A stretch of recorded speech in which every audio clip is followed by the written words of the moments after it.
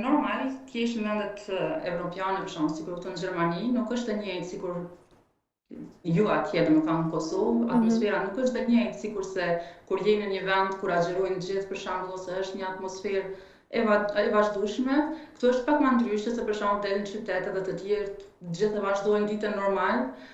Mirë, po prapë se prapë kjo ndoshta na bën ta ndjejmë atë se po kryejmë një ibadet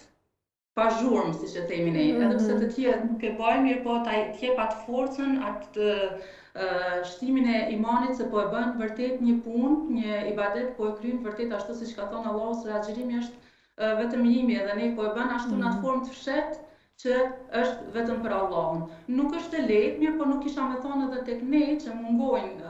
atmosfera e Ramazanit, nga se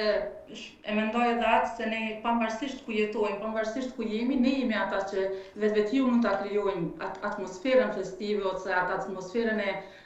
Ramazanit, nga se unë jam këtu edhe ligjëruese në xhami, kemi një xhami të shqiptarëve.